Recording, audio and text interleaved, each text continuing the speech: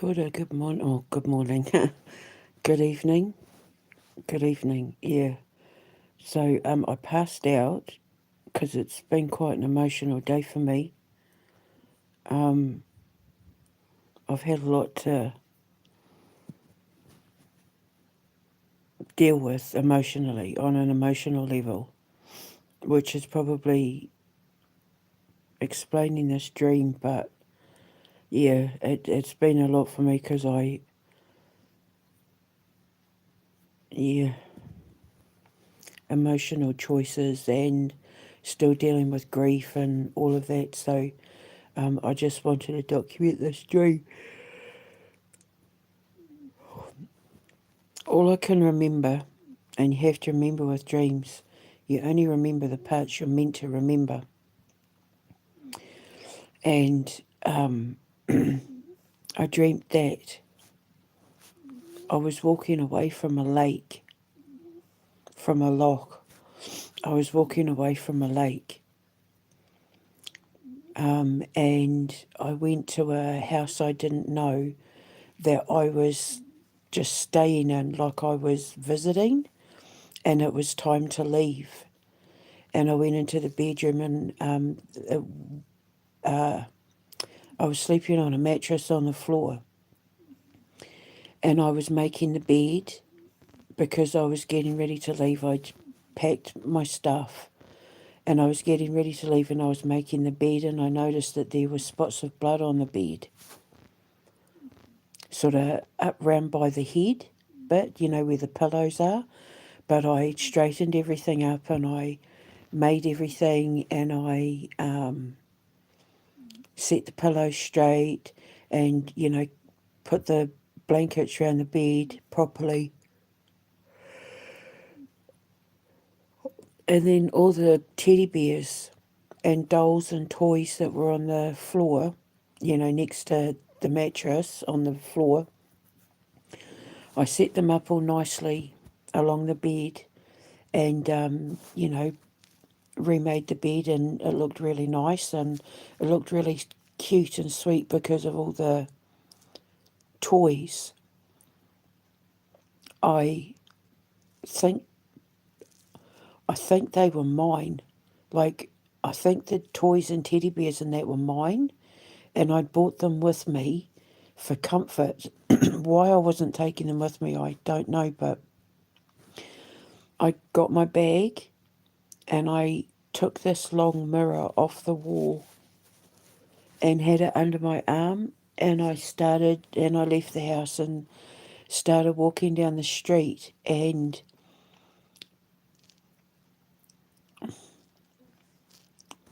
I was being followed,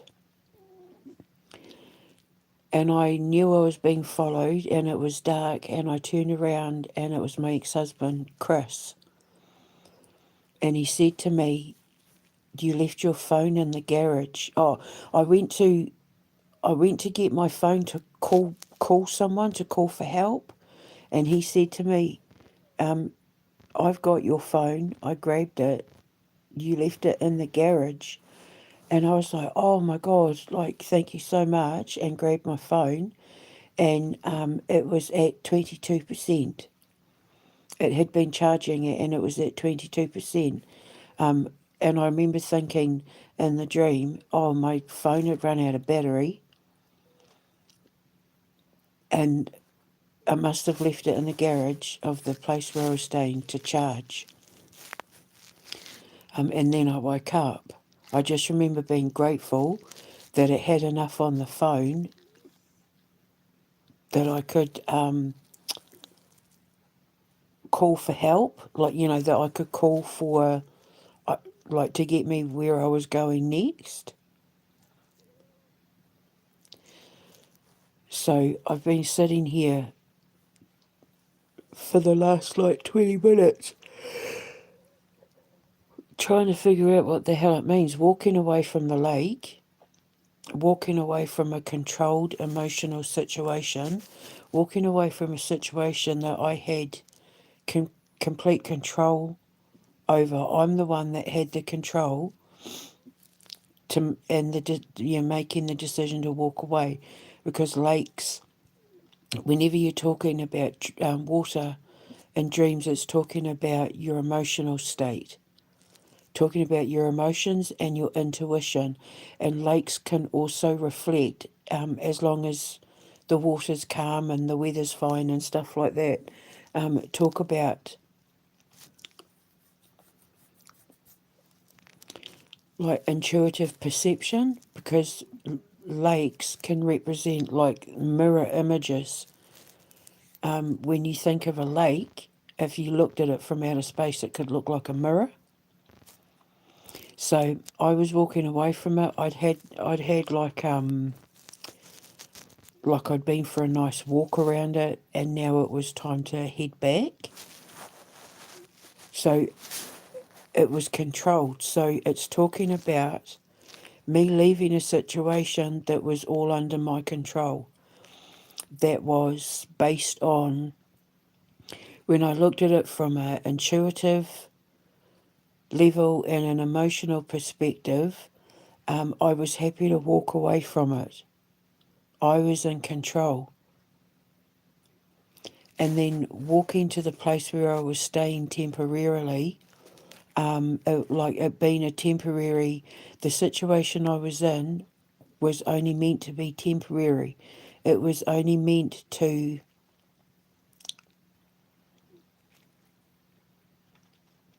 how do I put it?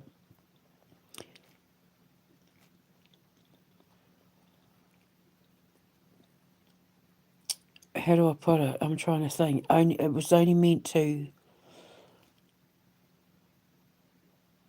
look after me. It was only meant to take care of me for a little while. It was only meant to, it was never going to be permanent. It was only like to teach me.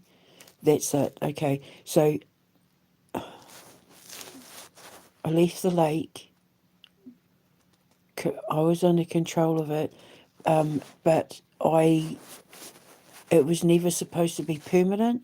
The situation I was in, it wasn't supposed to be permanent. It was to hold me in position. It was meant to just give me like,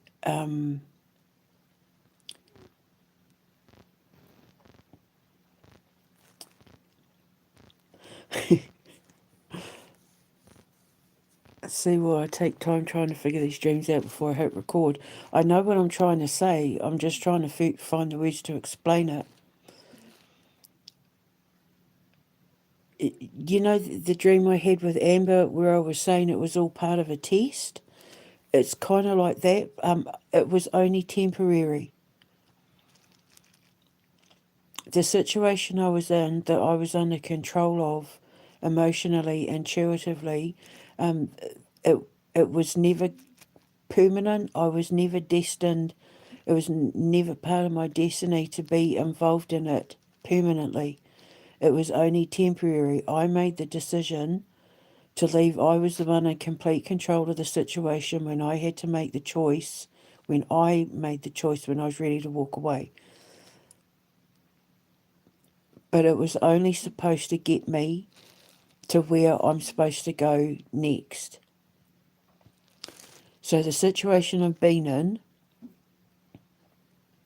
because you can look at it from a macro to the micro, macrocosm, microcosm of the universe. You can look at it from a small perspective to a larger perspective. I was the one that made the decision to walk away from Chris that day he tried to poison me. I was in complete control of my emotions and my intuition. I followed my instincts and chose to walk away. I was the one that chose to call the police. I was the one that chose to act and react the way I did. But I always knew when I walked away, like when I got locked up, that whatever I was going to be put through was only going to be temporary, that it was to point me in the right direction. That everything that happened to me when Chris did what he did was only because I had to be put through the test to go through what I had to go through in order to be pointed in the right direction. The blood spots on the pillow, is talking about, because blood in dreams represents like, how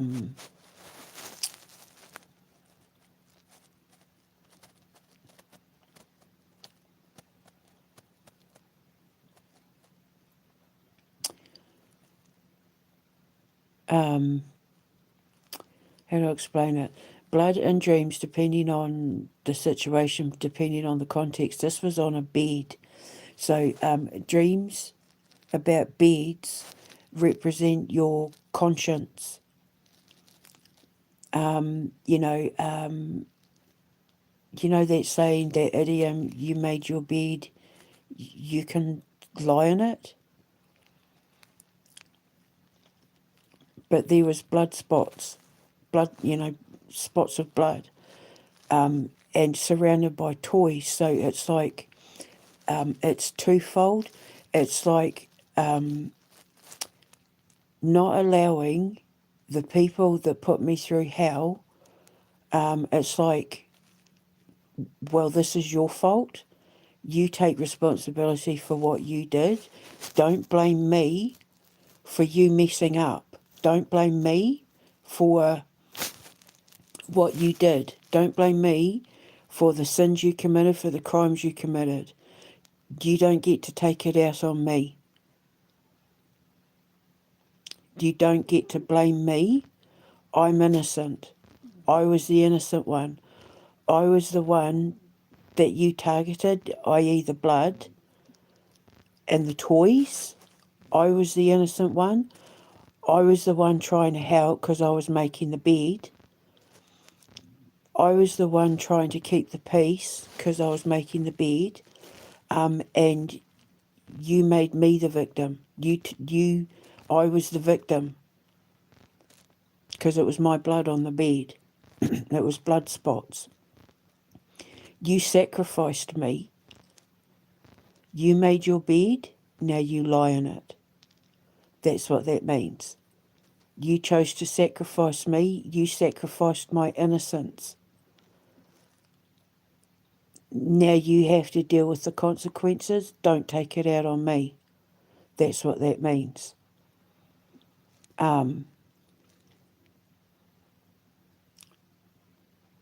Don't hold me responsible for the crimes you committed against an innocent person. You made your bed, now you can lay in it. But because I was straightening the bed up because I was getting ready to leave, before I go, I'm gonna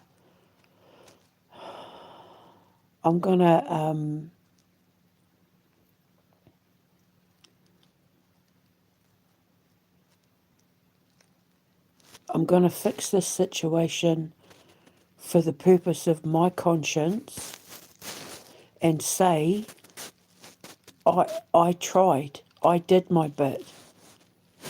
I did everything I was supposed to do. I followed the rules. I was respectful because it wasn't my house. I kept the room tidy.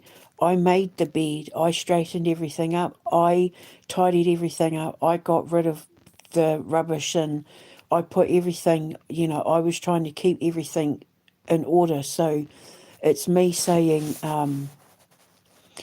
I did everything I was supposed to do. I followed the rules. I respected your boundaries. I put up with your rules. I put up with your control. I put up with the way I was treated. I didn't even complain or say anything when I was letting you stab me in the back, i.e. the blood. So don't take it out on me now that I've made the choice to put me first and go in a direction I want to go in. That's what it's saying. And the fact that it was Chris,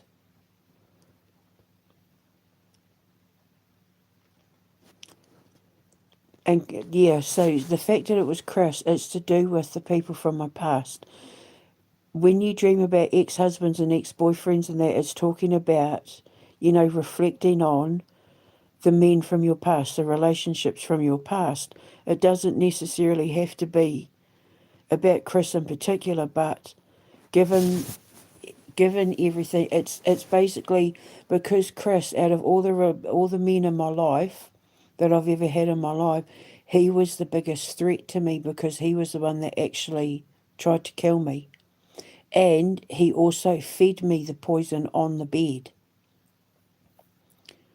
And I was only supposed to be staying with him temporarily until I got back on my feet. So it's not necessarily talking about him in general because he was the man that I was dreaming about, but he is the biggest threat. He was the biggest threat out of all the men, my husbands and all that. He's the one that actually put the plan into action to destroy my life. He's the one that rang the police. So when I left my phone in the dream and then he handed it back to me, he was the one that handed me my freedom. He essentially handed me my freedom.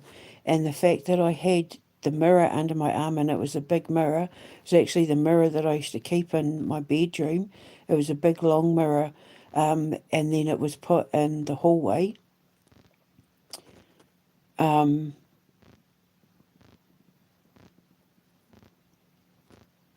Self-reflection, reflecting back, looking back on the shit I've been through because of the men who chose to take their unhealed issues out on me. All the shit I've been through because I showed up for the men who didn't show up for me. And you don't get to blame me because you pushed me to the point of walking away. You didn't live up to your end of the bargain. I did. I showed up. I did everything I was meant to do. I gave you opportunities, hence in the dream because I was packing up rubbish and I was, packing stuff up into bags and that. I tried to help you clean up the mess. I tried to help fix you. I offered everything that I was, because dream as well can also mean like your life source, your life force. I offered you my life force. I offered you, I bled for you. I literally bled for these men. I bled because of these men. I bled for them. And I was met with disrespect. I was met with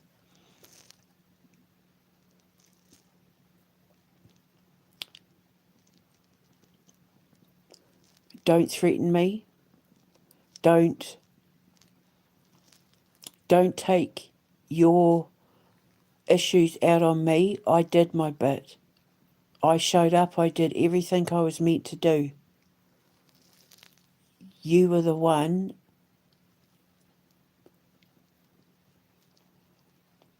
who didn't do your bit. You were the one who didn't. You abused my innocence. Because I keep going back to the stuffed toys and the teddy bears. You tried to kill my innocence. My innocence was a threat to you. My innocence wasn't enough. You wanted to destroy my innocence.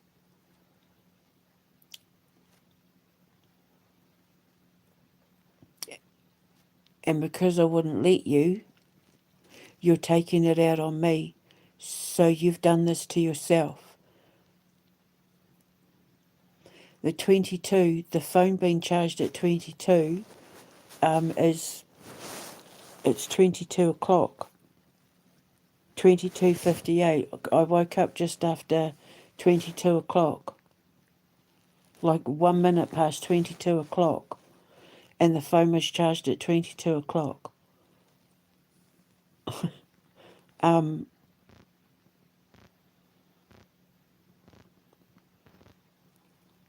Walking down the street in the dark by myself. Chris following me.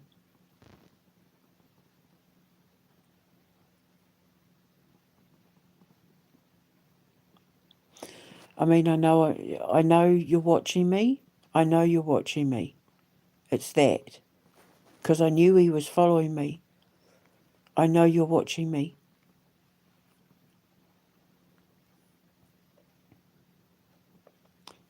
But you handed me my freedom when you chose to stab me in the back.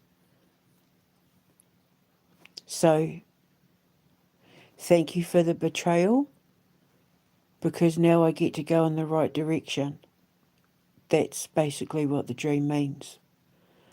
It's me taking a higher road, me taking a higher perspective, and having to walk in the dark, having no direction, no guidance, having to figure all of this out and deal with it all on my own, not knowing the outcome, which is why it was in the dark, just knowing that it was all going to point me in the right direction. So me being grateful that he had my phone, that he handed me my phone, because I'd left it in the garage to charge, me being grateful to him and all the men who treated me like shit, who tried to make me a victim of their own unhealed wounds because I refused to let them make me a victim.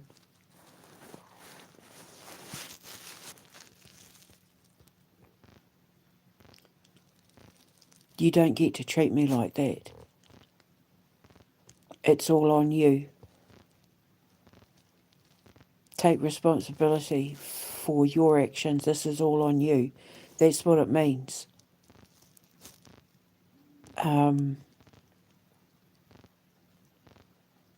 I did the work. I protected my innocence. I'm standing up for my innocence. You don't get to take my innocence from me just because you don't like the fact that I'm pure. That's what it means. I did the work, you didn't. I tried, you didn't.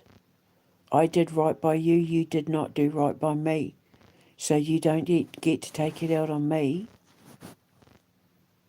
that I've walked away. You didn't put in any effort because it was only me tidying the room. It was only me doing it.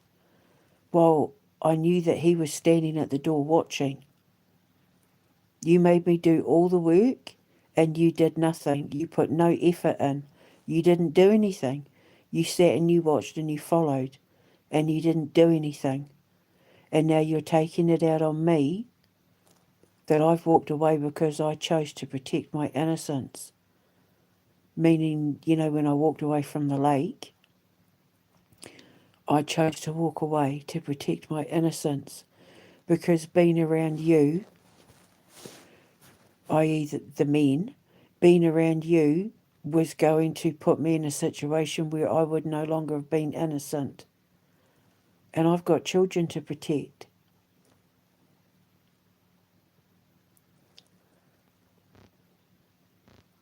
Your behaviour and the way you treated me, the way you've treated me, isn't the sort of behaviour of a man that could be trusted around children if this is how you're going to treat the woman sent to protect them. And I recognise that, and that's why I had to walk away. That's why I chose to make the call to the police that night and instigate everything that has resulted in me being where I am now. I had it all under control. It was all under my control because of the choices and decisions I made and how I chose to deal with how I was being treated by the men who were supposed to be brought into my life as options to be my protector, and they chose not to step up. They were given the opportunity to step up and do the right thing, and they didn't. They used the situation to abuse me and stab me in the back and cause bloodshed. But I'm innocent. I did the work. You didn't. So now you made your bed. You can lie in it. That's what it means. And the fact as well that it was a bed. And I'm pretty sure it was like on the top floor of the house. So you can answer to God. Because the higher up you are in the building, the closer you are to God. And because, you know, the bed is, when you sleep, you connect to God. So, yeah, you answer to God, I'm out. That's what it means. Because I was trying to figure out the phone bit, but now I've figured it out. So it's, yeah, so what it's basically saying is, because it's like as I'm getting ready to leave to go to Switzerland, I'm being made to look back on this whole journey, this whole experience that I've been on in my life up to this point. What have I learned from it? What lessons have you learned from it? That's what God is saying. That's what the Council of Elders is saying. What are the lessons you've learned from it? I've learned that I won't tolerate relationships with men who don't put in any effort and then blame me when I walk away because I choose to better myself so that I can be a better role model for the children that I'm sent here to protect. Don't blame me because you didn't put in any effort. Don't blame me because you didn't do the work. Don't blame me because you're getting caught out or called out for not being who you were supposed to be, for stabbing me in the back. You don't get to stab me in the back. You don't get to abuse me and treat me like crap and then take it out on me because I choose to walk away. You didn't do the work. I did. That's what it means. You don't get to abuse me because I'm innocent. You don't get to abuse my innocence.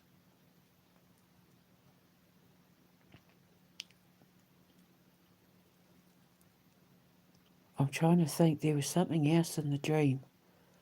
And then, yeah, walking down the street, and I remember I was walking uphill, like I was walking up an incline, and the street lights and that were really pretty. So it's like I'm walking in the dark. My journey has been one of walking in the dark. I might not have been able to see clearly where I was going, but I always had the light to guide me. I followed the light. I followed my faith. And that night, when I contacted, when he ran out of the house after he put the cocaine in my pizza, God said to me,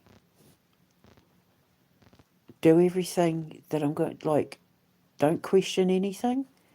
Do what I'm going to tell you to do. Say what I'm going to tell you to say to the letter. Like, don't do everything I'm going to tell you to do. Like, I'm going to get you out of this, but just have faith.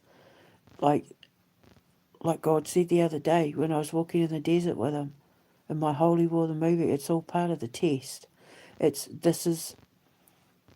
has to happen this way in order for you to get to where you need to be. Trust the process. Trust me, have faith in me. So I did. And then that's when he said, message Chris, tell him you know what you've done, which I did. I know what you did. That's what I said to him. I know what you did. Don't come back to the house because I needed to figure out, am I going to die? Like, has he poisoned me? Am I going to die in front of my kids? Do I need to? That's why I said to the boys, he's done something. He's put something in that pizza, and I don't know what's going to happen. So I needed to make sure, like, am I going to have to call an ambulance? Am I going to die in front of my kids? I had to trust everything that I was being intuitively told to do. And what I was being told to do was document everything. I've got pieces of paper from when I was locked up where I've documented everything, date stamp, time stamp, everything. I've documented everything within an inch of its life because I was told to document everything. Trust the process. Which was also in the dream, me packing it, because I had a bag of rubbish that I was packing up, but I also had a bag of clothes. So dealing with taking out the trash, removing everyone and everything that was trash in my life, and packing up my clothes, even though I don't have a lot of clothes in real life. I have more pajamas than I have clothes because I was donated everything, but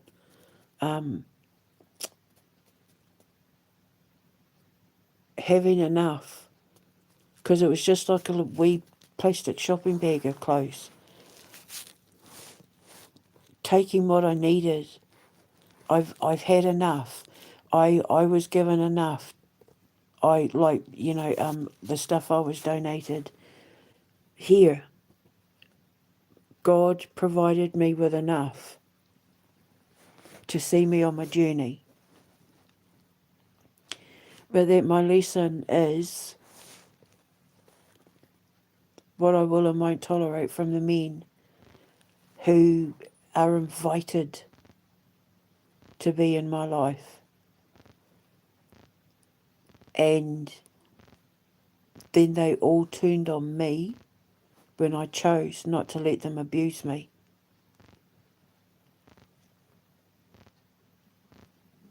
So my lesson: don't get into relationships with men who blame you for leaving because you won't tolerate the abuse anymore. Because I won't tolerate putting in all the effort and getting nothing in return.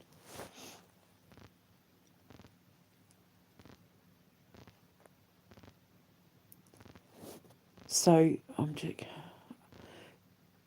went through all of that with Chris and Martin, and the options, and Paul, and all the men in my life that I had relationships with or were potential relationships.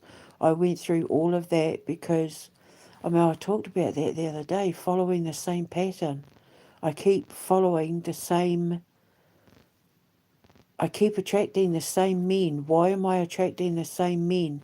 Because they think that they can destroy my innocence. They're threatened by my innocence.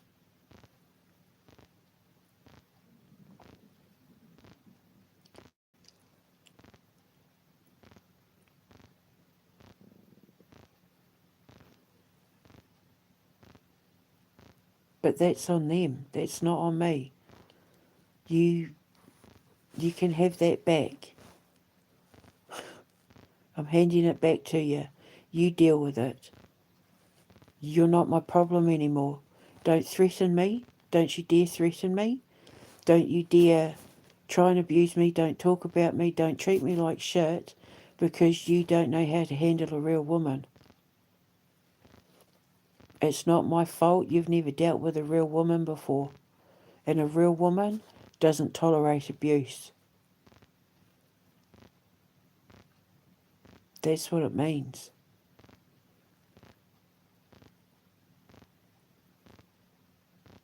A real woman is feminine and graceful and dignified, but she's also strong. And me walking in the dark as well, I had no choice. I had to be strong. I had to be strong for myself in order to survive the abuse.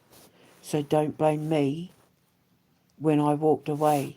You looked a gift in the mouth and it wasn't good enough for you. What you were offered wasn't good enough for you. So God took it away. That's basically what it means. You were handed a gift from God. You were handed the opportunity to live a life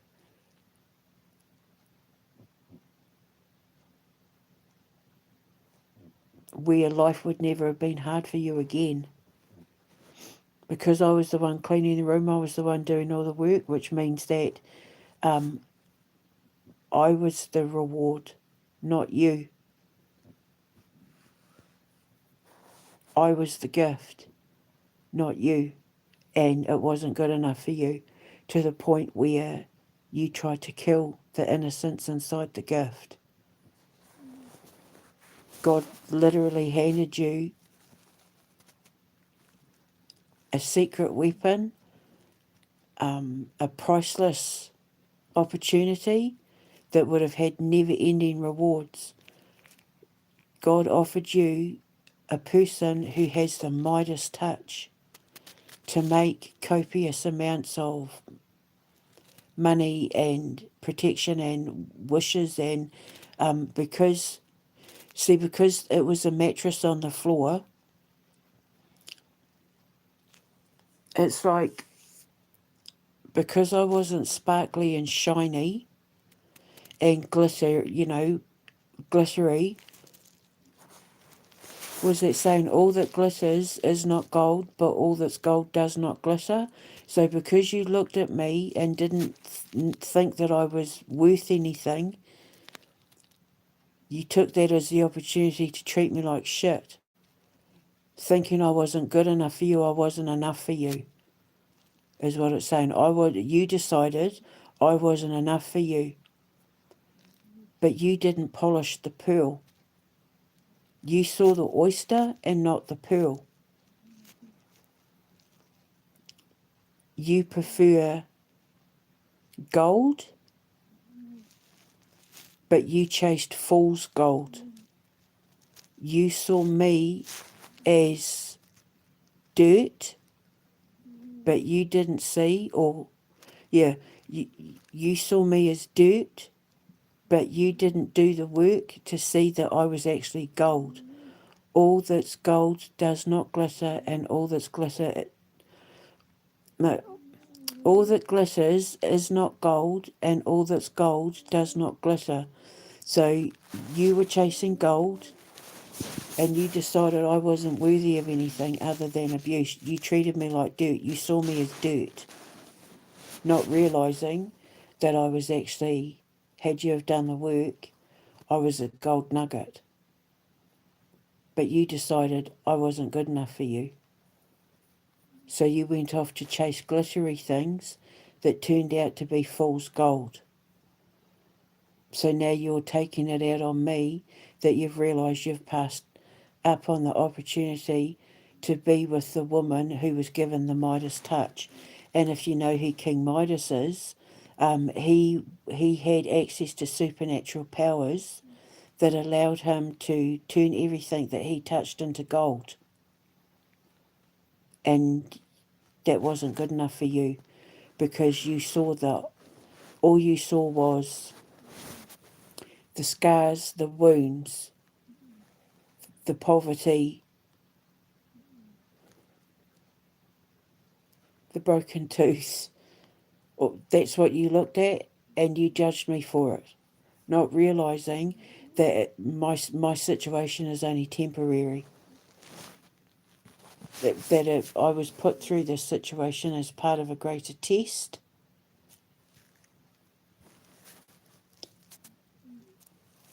So that I could gain supernatural powers in order to get the Midas touch.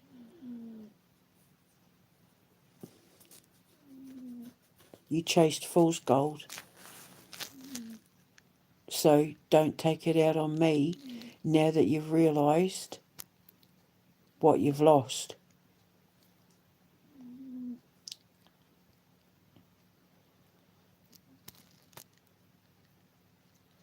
There's something else in there. Yeah, I was a lump of coal in your eyes.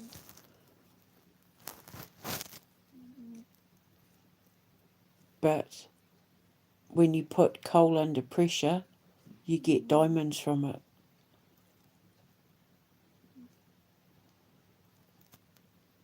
So that's what it means. That's what the dream means. So I'm just trying to figure out, but what was the point in all of that? What was the point in me having that dream? Why am I being told this?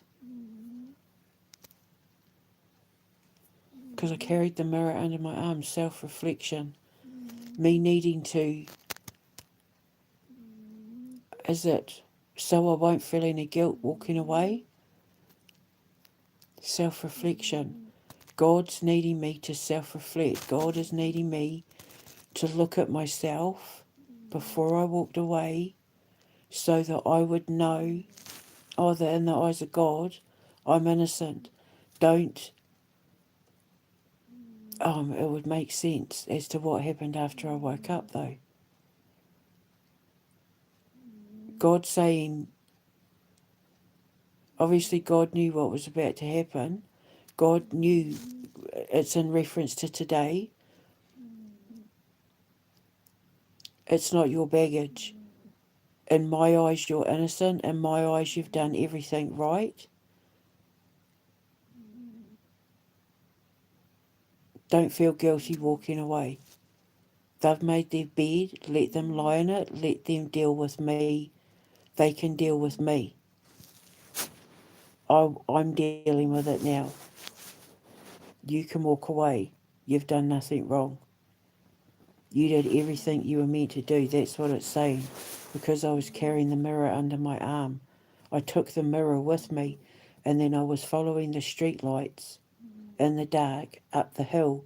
So it's been an uphill battle. It's been an uphill journey of self-reflection, but the light is leading the way. I followed the light and let it lead the way. Being grateful that Chris did what he did because it actually set me free. Which makes sense because if I had stayed, I wouldn't have known that Switzerland was where I wanted to be. It's been like a step-by-step process. Originally, when I got locked up, when the day he fed me that pizza, I thought I was going to America. I was hell-bent on America. Then it was Canada. Then it was Russia. Then possibly Hungary. Then possibly back to New Zealand. Could also represent the clothes. Putting the clothes in one bag and the rubbish in the other. So putting Canada and America in that in the rubbish bag.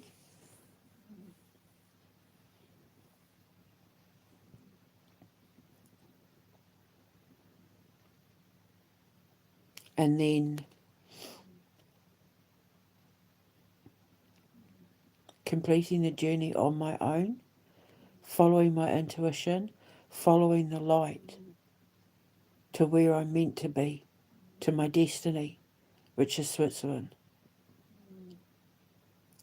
I have no shadow of a doubt that it's Switzerland, but leaving it all behind, starting again from scratch with, just like I did when I walked into this flat. And I did have to sleep on the floor because I had nothing. I had literally like a bag of stuff and the shirt on my back.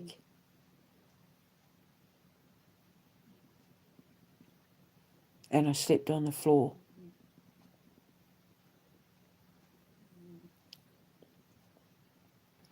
So that's what it all means then. So I was put in this flat. It was temporary. So my Snow White Rose Red dream as well, it was only temporary. This was never going to be forever. This was all part of the process because I had to incubate and sit and grow and learn and build on myself like being under all that pressure so that I could become the diamond. The coal rough around the edges. The coal, being under all that pressure, turned me into a diamond. But the men only saw me as the coal. And now I'm the diamond. They don't get to come back. They don't get to, you did this to yourself. You decided I wasn't good enough. Because you judged the book. You judged the cover. And not the content in the book. You decided that I was dirt, not realising that I was actually a gold nugget who was only covered in dirt because of all the shit that I'd been put through. You can't polish a turd, but you can polish coal.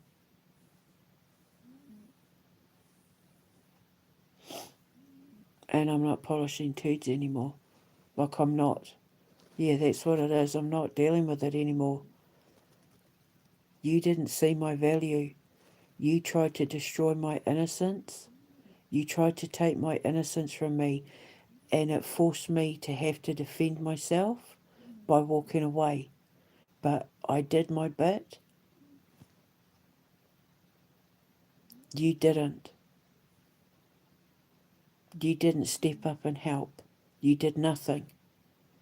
You sat and you watched and you followed and you set me free. That's what it means. So it's talking from like a Chris was meant to come into my life to teach me these lessons from the microscopic, from like the smallest perspective through to the larger perspective in relation to my marriages and the men who had the potential to be my protector, who had the potential to be my king and sit on the throne with me and wear that golden crown that God is so desperately waiting to hand to my counterpart. The man who wears my crown will be blessed for life. Life will never be hard for him. He'll have the support of a woman who will know how to fix all his problems, who will see his problems coming before they even manifest, who will keep darkness at bay, who is a cornucopia of creative ideas that individually are worth millions and billions on their own, and collectively would be worth hundreds of billions in my lifetime, if not a trillion. When you put together, my space program, my gaming chair, my dating app, and anything else my fashion accessories, I know that one of the things that I invented with fashion accessory wise, people are going to kick themselves thinking, how did we not, like, the sort of thing that people didn't know they needed.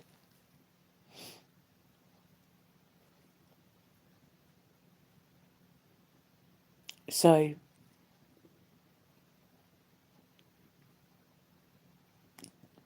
you just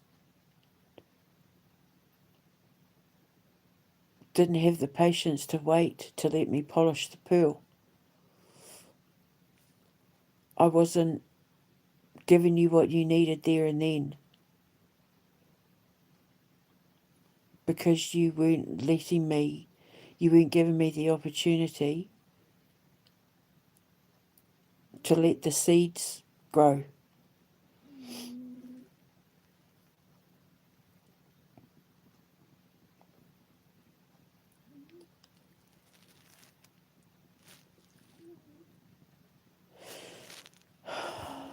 Yeah, okay, so interesting dream. So, yeah, So it's like, what am I? Is this my dream from the other day where I was sitting a test and then I got on the plane and stepped through the portal? Because it looks like that's what it is. Because remember, I was reading from the book and I was quoting. Oh, that's what it is. I was quoting. I was like reading out quotes and stuff in front of the jury and the judges and the people in the courtroom. So that dream I had the other day, and then they said that I was free to go. You can go. And then I went to get on the plane and my boys were waiting there and I stepped through the portal. So, because I was just quoting, quotes about the fool's gold and polishing the pearl and all of that. So, that dream from the other day where Amber came to me when she turned into that golden star is talking about the dream that I've just had where I've been told, like, what lessons did you learn in regards to the test. So the dream from the other day was letting me know in the dream I've just had that I passed the test. My test was, what was I willing to put up with in regards to the men who were brought into my life that had the potential to be my protectors? And the answer was none of it. I wasn't prepared to put up with any of it. They all individually taught me to recognize the signs and the dangers of the path they were all going to lead me down if I didn't value my innocence and protect myself. Because when you're a victim of domestic abuse and all of that, the women, you stay for all the wrong reasons. Oh, but I love them. You think you can change them. You think you can fix them, but you can't. And that's what the dream was saying. You can't fix these men. You need to be with someone who's already healed or doesn't need healing. So that's what it is. My lesson was not to get into relationships with men who need fixing, who aren't prepared to do the work themselves. Like, I'm the Midas touch. I can fix and heal anyone if they're prepared to do the work. That's it. But they weren't prepared to do the work. So I can't fix them and I'm not allowed to fix them because they didn't put in any effort. So don't take it out on me that you're staying broken and unhealed. I did my bit. I showed up, you didn't. So now I'm walking away. So don't take it out on me because you refuse to do the work. I can only do so much. I can offer you all the answers. Like I keep saying, you can lead a horse to water, but you can't make it drink. I lead you to the water. You're the one that chose not to drink it. And in that dream I had the other day where I got on the plane, I was reading out quotes and stuff. So how does that work? That was a reverse dream. So the dream I had the other day was letting me know that today was going to happen, that I was about to be put through a test where I was going to have to reevaluate everything I've been through with all the men in my life before I step into my new life so that I don't repeat the same patterns with the man that I do eventually end up with. The men were my lessons. Chris was my lesson. This was my lesson.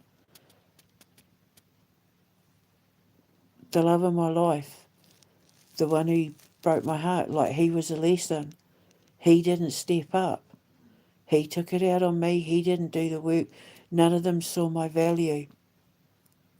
I was just as much a test for them as they were for me. So the dream I had the other day where I stepped on the plane, where Amber hit me when she, and she hit me with that full force as the little golden star baby, and I fell to the ground and woke up at Lake Geneva. That was it. I say in this dream I must have been walking away from Lake Geneva. So in this dream I must have been walking away from to start my new life from where I landed when she knocked me on the ground the other day, because that was all that dream. So, so the dream I had 2 days ago was letting me know that I was about to be put through a test to see whether I'd learned my lessons in front of the council of elders. My ancestors would have been all the people in the seats, and God, the judges. And if I pass the test, I get to go follow my destiny. So today's dream was starting with me walking away from the lake is picking up where it left off, where she knocked me off my feet and I woke up at the lake. So I had the last dream first and the first dream last. So how does that? I'm just trying to figure that out from a scientific perspective. How did I dream backwards? Because shouldn't I have had this dream first and then the one where I was doing the test in front of the judges at the table before I got on the plane? I should have had this one first and then the one with Amber second. But I didn't. I had the one with Amber first and this one second. So Amber and the Council of Elders were letting me know that I was about to be put through a test where I was going to have to stand up in front of everyone. I remember in that dream, Keir Starmer was not happy. He was watching it and he was not happy. So Amber and the Council of Elders were letting me know I was about to be put through a test where I was going to have to look at my relationships with men, and if I passed the test, which was obviously to do with what are you prepared to put up with, and if I pass the test I get to move on. That's what it means. So in the dream that I'm just documenting now, I passed the test.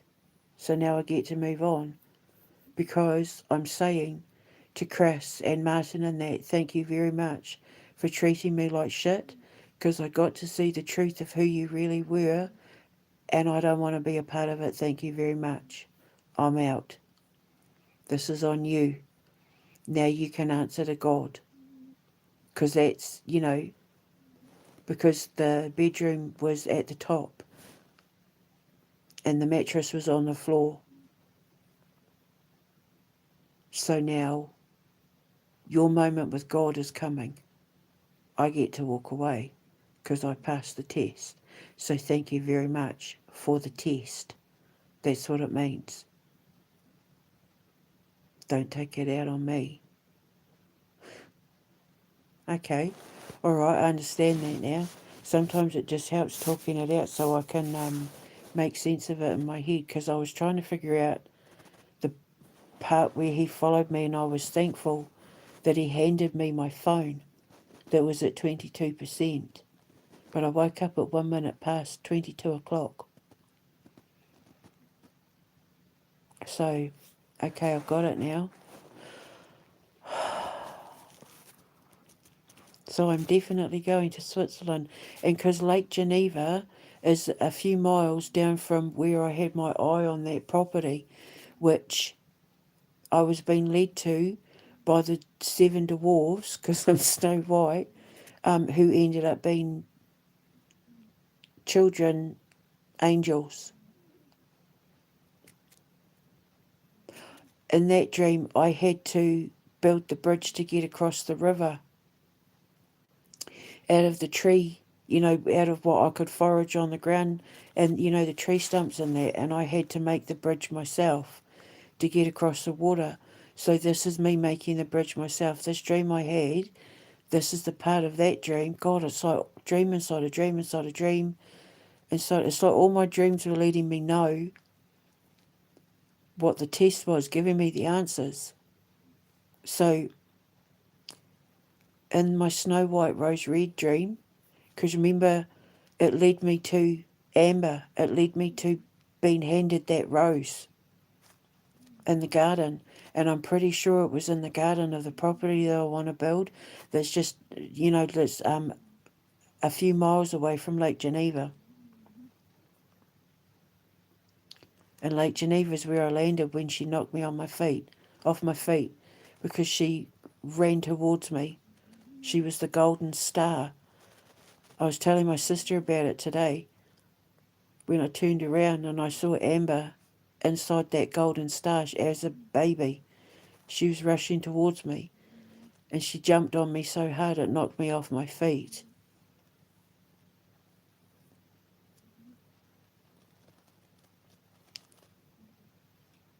I'm just kind of, as a scientist, it's not freaking me out, but like I'm shocked that I've had all these dreams not in order.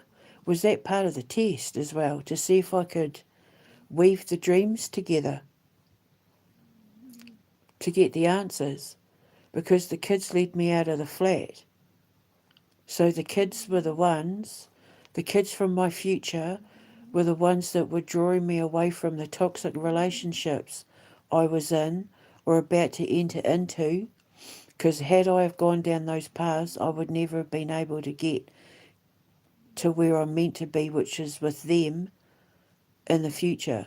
Because they were the ones that helped me build the bridge to get across the other side to where I followed the path to the place that I fell in love with, where the man was waiting to hand me the flower, the rose, and the rose, you know, being my daughter. But I don't know who the man was. I didn't see his face. I just knew he was like Prince Charming, because it was like, I mean, I was in Snow White. I was in the movie Snow White pretty much. And he was Prince Charming waiting at the end to give me the rose, but I don't know who he was. I didn't see his face. I just know that he's not like the men that the kids have led me away from. The kids led me away from Martin. The kids led me away from Chris.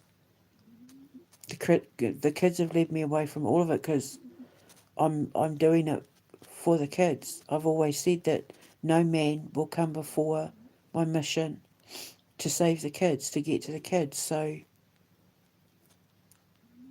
now I know what's waiting for me. I passed the test, and the test was to do with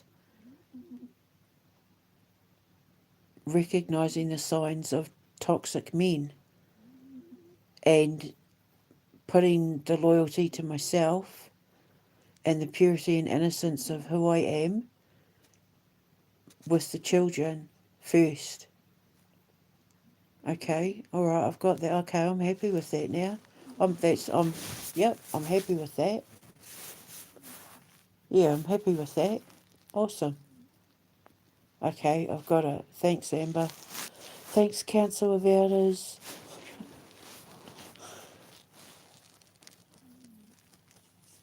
Beam me up, Scotty. Thank you, Council. I passed the test, so this means I can leave Great Britain now. So, am I being told that it's time? Anyway, it's awesome. Right, I'm happy with that now. It's been a rough day. Today's been an emotionally rough day because, like, I've grieved the loss of so many things today. I had to let it all out emotionally. I had a purge and let it all out, but now I understand, like now I get it. Right, okay, that's fine, I'm happy with that. That's good. Thank you, Amber. I'll see you soon. And thank you, Council of Elders, and thank you, Father. I love you. I'll speak to you later. Ka kite anō. Mwah.